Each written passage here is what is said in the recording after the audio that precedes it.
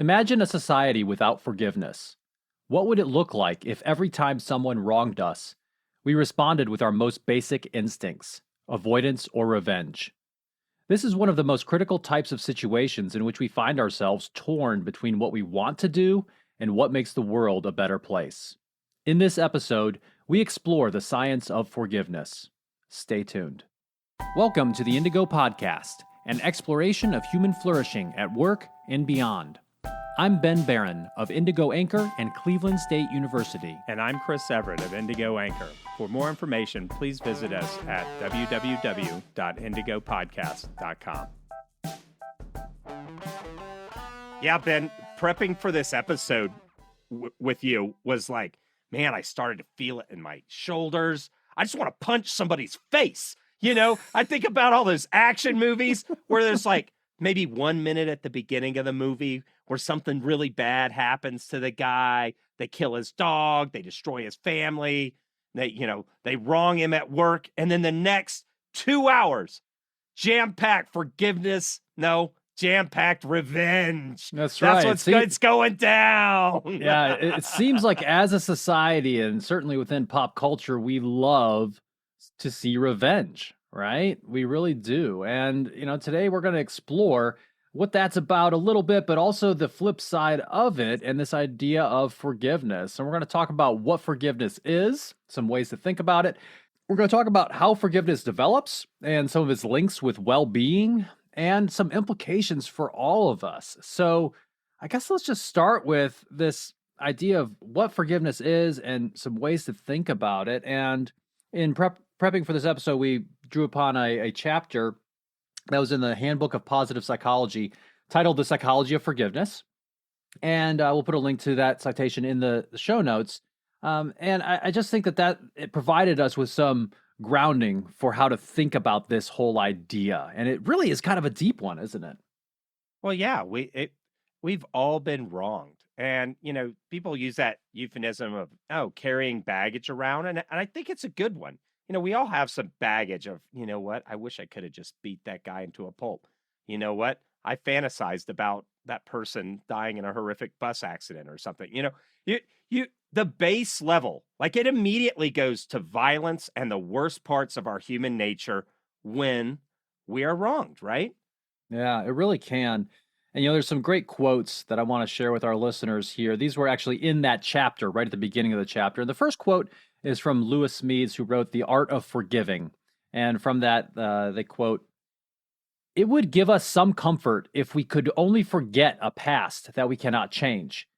If we could only choose to forget the cruelest moments, we could, as time goes on, free ourselves from their pain. But the wrong sticks like a nettle in our memory.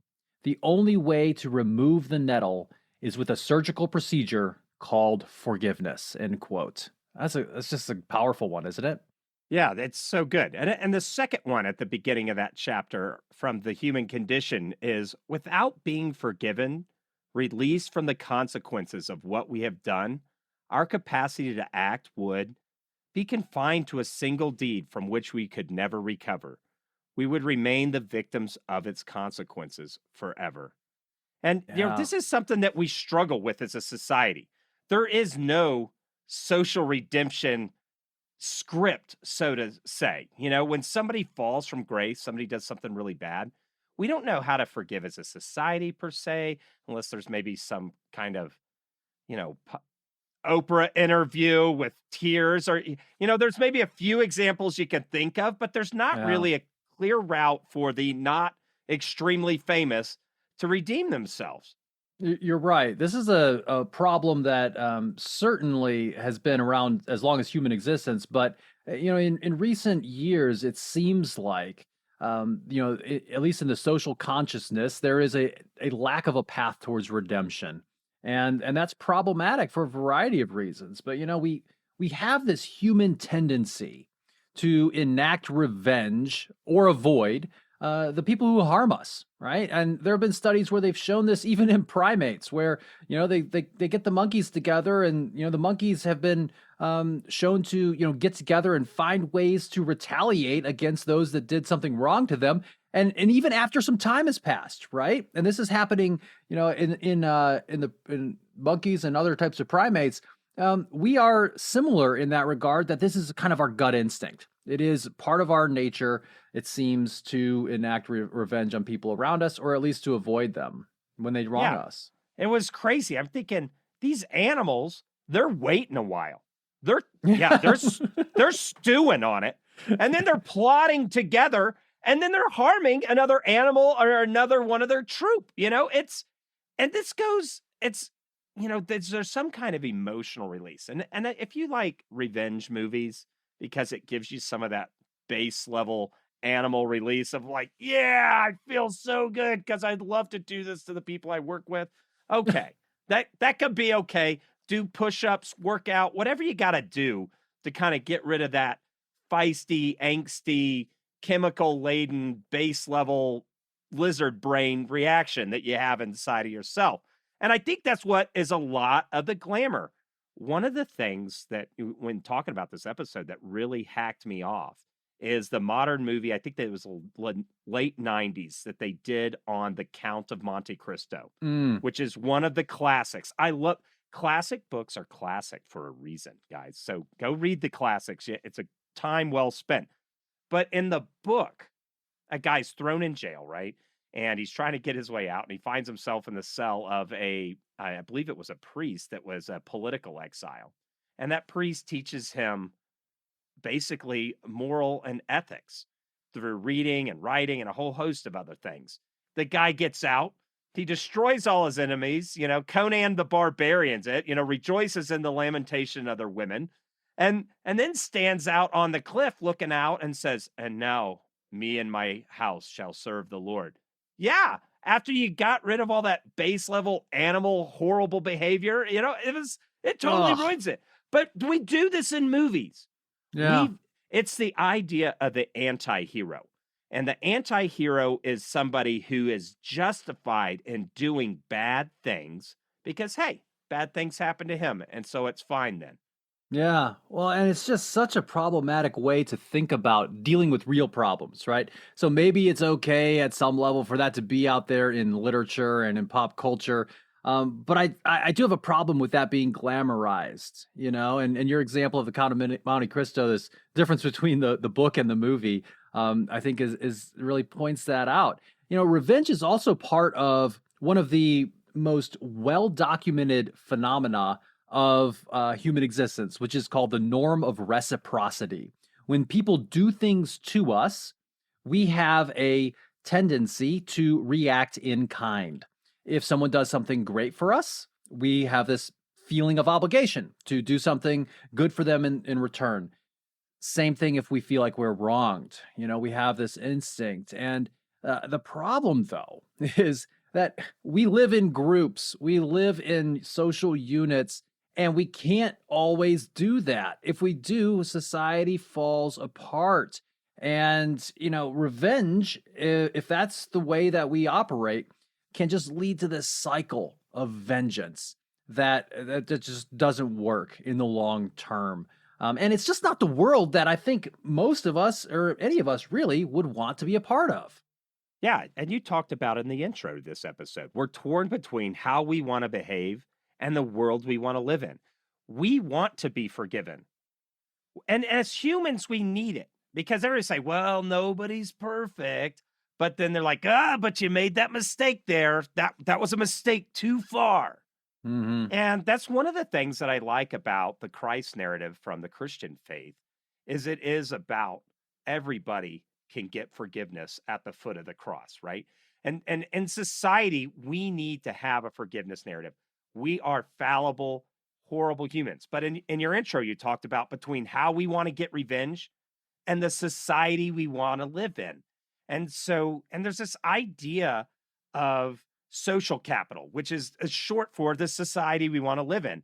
Countries that don't have this, like Ben, you and I were in Afghanistan. That's where we first met. Bribery, corruption, graft, all of that was rampant in the government and stuff, that it was hard to get to the society that people would really want to live in. They'd have to carry AK-47s walking down the street and stuff, because there was just shenanigans going on with social capital. Yeah.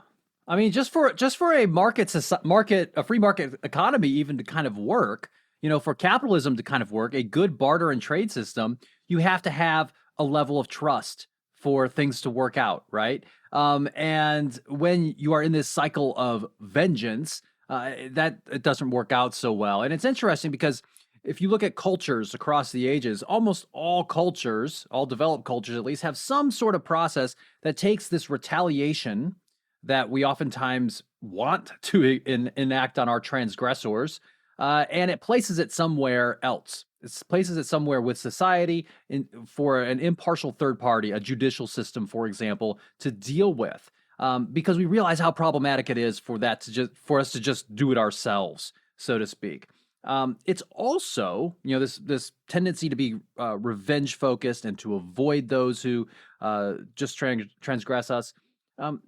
It's also just interpersonally corrosive, right? It doesn't help us as society. So forgiveness is another way to deal with transgressions. And as you mentioned, all the major religions, of course, have some sort of narrative that discusses and puts some level of importance on this idea of forgiveness. Right. And the other reaction is avoidance, right?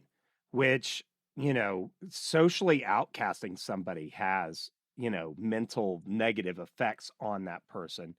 But if you're not going to go beat his face in, or, I don't know, knock over his mailbox with a baseball bat or something, yeah, you might just avoid him.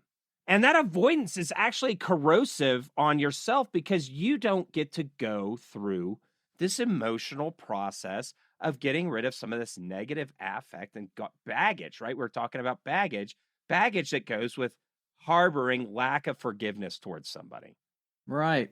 So, forgiveness as a topic in the scholarly literature actually has been studied by social scientists now for a couple of decades, more in earnest. It's interesting that it took that long for this to be a topic of inquiry, but in recent decades, it has been studied. And there's some really interesting points that I think we should make here when we're trying to think about what forgiveness is.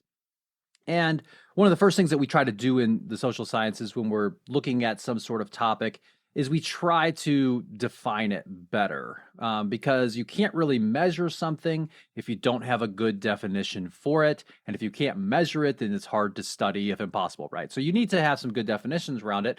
And so, this chapter that we're drawing heavily from in this episode, called The Psychology of Forgiveness, first of all, discusses a little bit about what forgiveness is not and how it's different from some other notions that are a little bit related, but not exactly the same. Yeah, because I think a lot of people worry about, oh my gosh, forgiveness. Well, what about the wrongness that happened? There's some kind of remedy that needs. But let's talk a little bit about. So first of all, it's different from pardoning, which is just a legal remedy, Mm-hmm. or even sentencing. Okay, well, it's this and that. And one of the things that we know from the literature is like the reason why you can't have this revenge land of the dark elves is, okay, he did this to me, I'm going to do something equal to him. But the person that has it done to them, they never feel that it was equal. They weren't like, Right. well, okay, that was fair. That because there's a perception versus damage problem that keeps this unvirtuous cycle of revenge going. That's right. So it's different from pardoning. It's because it's something that forgiveness is something that happens within the person who is offering forgiveness, right? Pardoning is just more of a strictly legal type of idea. Condoning, right, is justifying behavior, and forgiveness isn't about justifying behavior, right? It's also not excusing someone's behavior, right? If you're saying, well, it was okay, because of some sort of circumstances. So we're not excusing someone by forgiving them. We're not condoning it. It's a little bit different. Yeah, and we're not forgetting, which would be, sticking your head in the sand and pretending, oh, I don't remember that, you know. And it's not denial either, which that never happened. These Mm-hmm. are things that don't forgiveness looks straight into the nasty, bold-faced eyeballs of the wrong and realizes all of it. All of it happened. And despite that all of that stuff went down, decides to move forward in a different way than the Yeah. natural way, right? Of avoidance or some kind of revenge. Yeah, yeah, exactly. So, when we think about what we've talked about a little bit about what forgiveness is not. So maybe we could talk a little bit about what it is, or at least some ways to think about it. And there are kind of three different ways that we can think about defining forgiveness. And the first one is as a response. So it's a pro social change, it's something that's for the betterment of the group. It is pro social change in someone's thoughts, how you're thinking about stuff, your emotions, how you feel about it, and or your behavior toward a blame-worthy transgressor, right? This is someone who did something wrong, blame-worthy, and yet you're making the choice to think differently about it, to feel differently about it, to do something differently about it that's not grounded in avoidance or revenge. So that's the response definition of forgiveness. Yeah, and there's some personality elements. Hmm. Some people might be better at this than others, right? And Yeah. this is the personality aspect is a propensity to forgive across a wide range of situations. And I think we all have met people in our lives like that are just able to slide into forgiveness. And some might even call them saints, even at points in history. Some people just are really good at this. Others of us have to really work at it. Right, right. Yeah, I think we've all probably thought of other people and who hold grudges for forever or for a very long time. And what's interesting, and this is jumping a little bit ahead to some kind of outcomes and so forth, but when you think about those people who hold grudges, who don't have this propensity to forgive across a wide range of situations, it oftentimes is a very corrosive thing for that person, right? It's not a healthy way to exist, really. Yeah, if you're at the neighborhood pub and you kind of know everybody, you see them there most days. There's always one or two you're like, oh, hi, Dan. You know, that Dan's not over anything. And he's just sits there and he'll spit his poison to anybody who'll listen. Now, that doesn't mean Dan doesn't need a hug and some love and somebody listen. But Dan, at some point, if he wants to, you know, one of the ways to think of this is why let the wrong that happened to you affect you negatively any longer than it should? You're flushing good life down after bad. Right, right. Absolutely. We can also think of forgiveness as a characteristic of a social unit. So it's kind of an attribute that's similar to intimacy or trust or commitment within little groups. It could be a dyad. It could be a marriage. It could be in a family, in communities, some organizations even that have paths towards redemption that care about the relationship and about preserving order and through forgiveness versus retaliation and revenge. So those are some different ways to think about it, at least the way that the scholarly literature has evolved in the past few decades. Yeah, and that idea of social capital. Lots of us have seen like the samurai movies, for instance, and they have like an honor-based culture. And this is in the literature as well for stuff.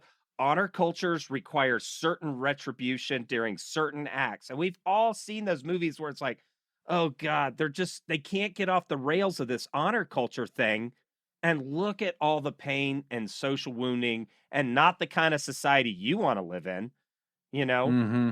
That goes on. And so a lot of this forgiveness stuff is getting off the rails of these ways that we just naturally act and maybe some ideas of like honor culture and those kinds of things and live in a modern society that more people can thrive in.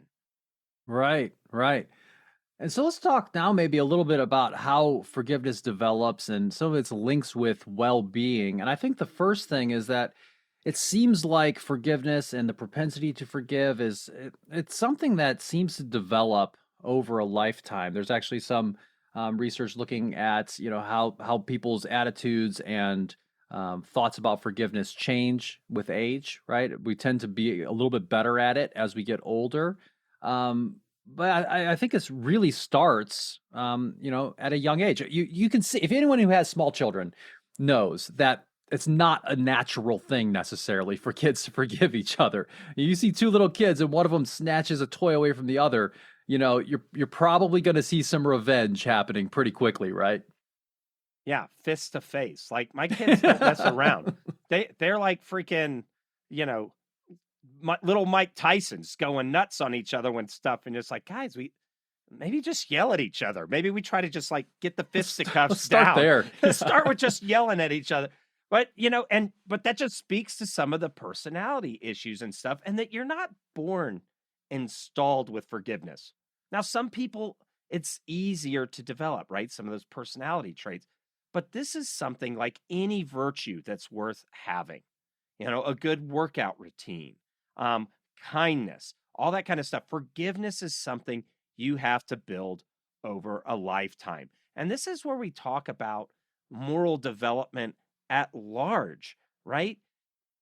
We have to practice where we want to get to and be kind to yourself during that practice because it doesn't come overnight. Right, right. And I think it's about having a more intentional approach toward it. And we'll talk about this with regard to some of the implications. But what's interesting too from the research is it seems like forgiveness has benefits, that we can measure for not only the person who is who the transgressor is the person who did something wrong, but also for the person who was wronged.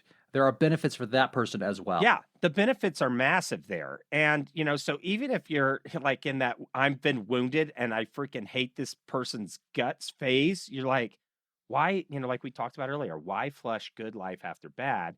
You want to move, you want to give as little time. Now, you're going to have to give some time. Don't shortchange the forgiveness process, but you want to give as little time to the resentment, the anger, the avoidance as possible. Because the more you practice this forgiveness, the more you can reap those benefits in your life. And one of the ways, and this is a little bit from, how we're going to talk about implications for all of us, but, at this moment to say, this is a time that you can think about forgiveness before you actually need to use it, right? A lot of people, moral philosophy, one of the basic things, they always set up these dilemmas, right? There's a train track coming and your kid's on one train track and there's 100 people on the other that are going to die. Do you let the 100 people die or do you let your only son die type thing? And the benefit about going through these kind of moral dilemmas is it allows us to practice our moral development before life happens and makes us write a check that we might not be able to cash because we haven't done the work or thinking beforehand. Police officers do shoot, no shoot training because they need to make sure that they don't shoot the wrong kind of people. And I know that's fraught and loaded for us as a society right now, but this is just an example of training where you're trying to do the moral work before you're confronted with a challenging situation. Yeah, I think that's really important because when that challenging situation happens, that's really the test of whether or not you're going to, act in the way that you were taught or not. And if you don't have that foundation, then you probably will revert to, your more base instincts. And in this case, that would be more of revenge. It would be more of avoidance. Certainly wouldn't necessarily be forgiveness. There are also a couple major components from another research article that we came across that I think are important to think about. If you're really trying to develop forgiveness, what that looks like. And the first one is about cultivating acceptance, right? It's about not avoiding, not denying what happened, but realizing that it did happen, and that you're going to look that in the face. Right. Now, Ben, I mean, your youngest son was killed, right? By a vehicle. What was it? Was it vehicular manslaughter? Was it right? charge? Yeah. I mean, so this was a case of a completely blameworthy transgression, right? This was not just, my son was on a sidewalk riding his bike and, the driver didn't look at all and just barreled out of a parking lot and ran him over. And, the driver was charged legally and found guilty, and along the way, the choice that came to me, pretty much immediately as you start thinking about these things, and then in reality, when it's like, well, what kind of letter do you want to write to the judge who's going to impose a sentence on this person, right? And then it's like, this is a time to put your money where your mouth is in terms of how you've developed as a human over the course of your life. And, so for both my wife and I, we had to go through that process. We both wrote long letters, as did many of our other family members and stuff, to the judge, talking about what happened, our perspective, and what sentence we recommend for the defendant. And actually, the sentence that was imposed by the judge was actually harsher than we actually recommended. And, both my wife and I, in our statements that we read in court in front of the person who killed our son, we both talked about forgiveness. And my wife talked about the fact that, she believed that the driver also carried a profound wound that was in need of healing. And that is cultivating acceptance, right? It's not like this person set out that morning thinking, oh, well, later today, I'm going to do this. It wasn't something like that, but it was definitely negligent driving. At the same time, like, what are we going to do with that? If we just sit around and stew about it, and we because you got mad, right? Did you feel some real anger at some points? Oh, absolutely. And I still do, right? I still, in various ways, not necessarily about the driver, but just about, why this happens, all that kind of stuff. But you could allow that to completely dominate your psyche. And I think it could really drag you into a really unhealthy place if you allow it. Where, on the other hand, forgiveness, even if it's just an intellectual choice, which is something that I actually said in my statement, is, I said forgiveness for me is an intellectual choice at this moment. That's okay, right? You don't have to necessarily feel it, I don't think, because it can be a change in how you think, it can be a change in how you feel, but it also can be a change in just how you behave and so forth. That is the key to moving forward in a healthy way. And at least that's how I see it. And I think that the research and centuries of human existence, millennia of human existence would also support that. Right. And so I just want to, because when Ben speaks about it, and definitely because it's an emotional thing, and Ben and I've been waiting through this together, and, you're going to have all those regular human feelings. Like, it couldn't have been fun going to that court case because you feel that avoidance drive, right? You have all these emotions, but some of the three major components of this is cultivating acceptance. The second one is empathy and perspective taking, which I was just humbled to watch Lindsay and Ben and their statement to the court and all that stuff. It is obvious that they had massive amounts of empathy and also perspective taking, and then moving through to benefit finding and executing this process of forgiveness. That, I'll be honest, having known Ben and Lindsay for years now, they've done the moral work to be able to respond in the way that they have done.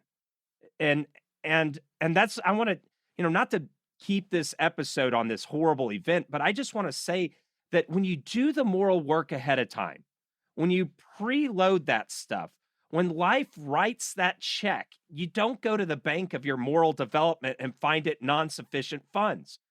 And so I want to exhort our listeners here to do some pre-thinking. And we'll do some episodes on this kind of stuff coming up on aspects of like humility, forgiveness, love, joy, these kinds of things. Actually think about these elements that make life sweet. And a world without forgiveness is not one that anybody wants to live in. Yeah, that's so well said, Chris, really is. And I appreciate your kind thoughts and words there. I think it's very, I would just also like to emphasize just, one thing you said that really resonates with how I think about things is you have to do this work beforehand. It doesn't come, I mean, when something happens to you, and maybe it's something extreme like what happened to my family, maybe it's something less extreme. I hope it's something less extreme. Something will happen at various points in your life that are unpleasant, and where forgiveness is potentially something you need to use. You know, doing the work beforehand makes it a lot easier, right? Otherwise, you are not going to have, I don't think, the ability to do it that way. And going through life with a lot of revenge and holding grudges, it's not healthy. It's not healthy for you. It's not healthy for society.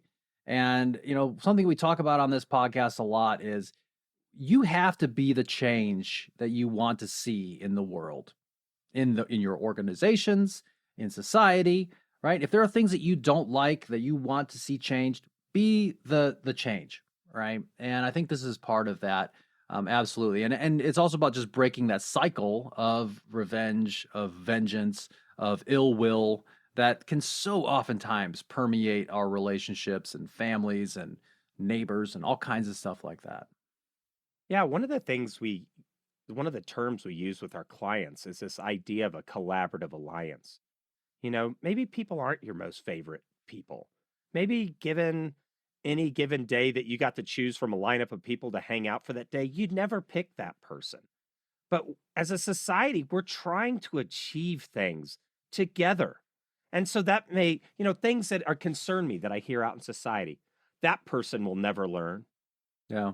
Well, maybe a lot of them won't. But if you keep working with them, if you hold out that hand, or something I say, if you leave the light on for others in your life, if you can get 10%, that maybe 90%, oh, that's so horrible. 90% didn't participate in forgiveness, or 90% will never learn. But you're missing the forest for the trees, man. The 10%. And if that 10% does 10%, this is how change works. It's a complicated mess that gets us to how society and people organize right now. There's not an easy way out. And the moral development isn't easy, but you got to do it, because if you don't, you're in the land of dark elves. That getting all this preparation and thinking of explaining your position over and over and over, and 90% will never change their ways. Okay. Yeah, that's the gig. But you put on your backpack and start walking, right? Yeah. I wonder what's interesting too, if you think about the outcomes of forgiveness, the benefits for you as the person who is forgiving others, even if none of them change their behavior, even if none of them do anything differently, there's still psychological benefits for you to forgive, right? In terms of improvements in your perspective on life, your lower levels of even depression and negative mood and all those types of things that tend to be much lower among the people who forgive. So even if it had no benefit, which it oftentimes does have a benefit to others, even if it didn't, though, there's still value in forgiveness, and that's just fascinating to me. And I think moving now, maybe starting to talk a little bit more about some implications. You already hit on one of them, but it's we have to be intentional about developing our moral reasoning before bad stuff happens. Because when the bad stuff happens, you're going to be emotionally flooded, and it is not the time to say, well, now I need to figure out what my life's about. I mean, maybe that'll happen to you, right? Yeah. For Hold that thought reasons. while I read 4 books on forgiveness. I'll be right back. Yeah, right. It's not going to work out so well. But this is where we have to, I think, just take a moment and think about how we think about things. So much of what I see is that people just run from one thing to the next, doing this, doing that, trying to succeed, whatever that means in various ways, competing with other people. And it's just a bunch of busyness and not a lot of thought. Yeah. Do that thought. And when you do that thought and live those values that you have, you just become a bright light and beacon to others around you. I know so many times in my life, I'm like, shoot, if I could just be half of what that guy was.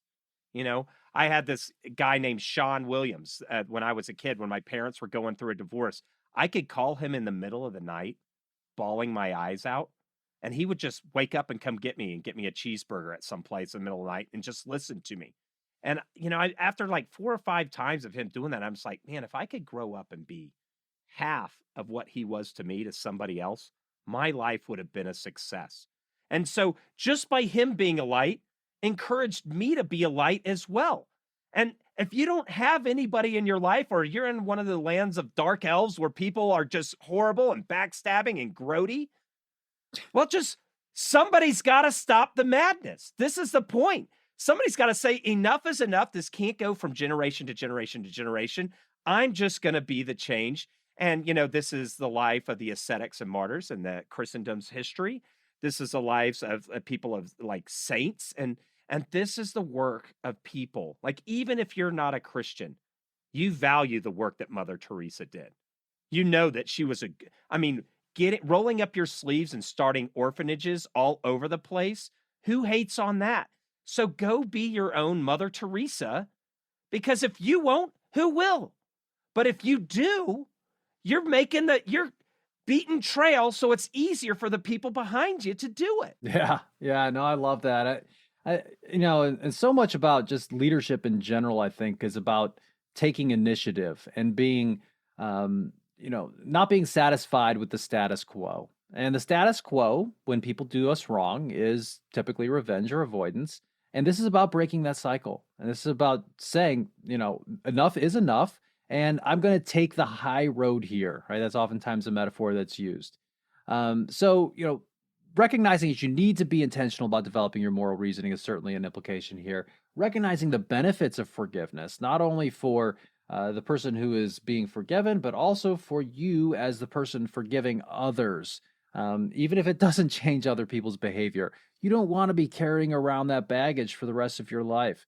And this includes not only forgiving other people, it also includes forgiving yourself, right? You could probably do a whole nother episode or two on self-forgiveness, but that's also important. So recognize those benefits and realize that we all have this tendency towards avoidance and revenge. This is something that's inside of us that we have to be careful about. It is not a particularly helpful feature of our psychology. And we need to try to overcome that with a little forgiveness. Yeah, and just know that it is a natural part. You have to get comfortable with the dark sides of your personhood if you're going to manage it well. And people say, oh, yes, they put it on their LinkedIn, change management agent or whatever. This is change management at the society, individual, organizational, relationship level that makes doing a digital transformation look like child's play, right? So if you are a change manager within an organization, right, you've got to live your values every day, because there's cultural change that goes with change management, all that stuff. You have to eat your own dog food. And this is eating your own dog food at the individual. So if your marriage is rotten, you got to eat that forgiveness soup every morning, right? If your society is rotten, you got to eat that forgiveness soup on the way to change managing to the kind of place you want to be. So don't tell me you're a changed leader if you haven't really done the work in the realm of forgiveness. Yeah.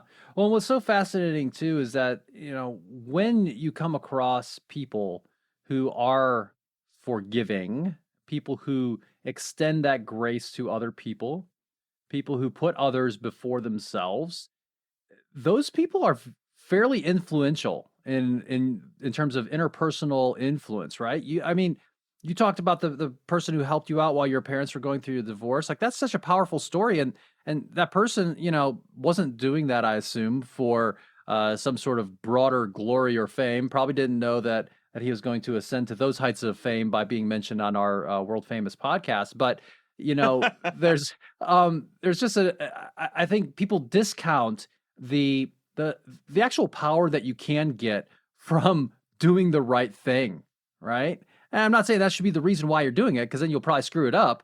But there are benefits to you by being a great person. You will have more influence in the right ways, I think. Not all the time, right? There are times when, maybe being forgiving, you may get taken advantage of at some points. I think you have to be careful. but you can still be forgiving while not being a sap, right? While not letting people walk all over you. There are I think that life is better for humans when we do this more. Yeah, and this is so, and all of this comes back to that norm of reciprocity. That norm of reciprocity can be really negative in the realm of Yeah. revenge and avoidance over and over. But when you decide to be the forgiver, other people start to forgive, right? Um, because, oh, well, shoot, this guy forgave me. Well, maybe if he makes a mistake, and then you get right, you're turning this flywheel faster and faster, but in a virtuous way rather than a destructive way. Yeah, yeah. And I think realizing that you have the capacity to forgive, you can do this, even if it is not a natural feature of how you think. And it is powerful. And I think it's especially powerful when you consider the additive impact that forgiveness can have across all of the millions of decisions that we make, the different people we come across, the social groups we're parts of, organizations and society. If we all did this a little bit more, I think the world would be a lot better of a place to live in. So, a lot of this, we say this on the podcast frequently, but you've got to be the change that you want to see in the world and be the change that you want to see in your organizations. Right. And one of the things you want to do is, as part of this, you want to be careful about how you talk about transgressors. Yeah. Ben, talk about that a little bit.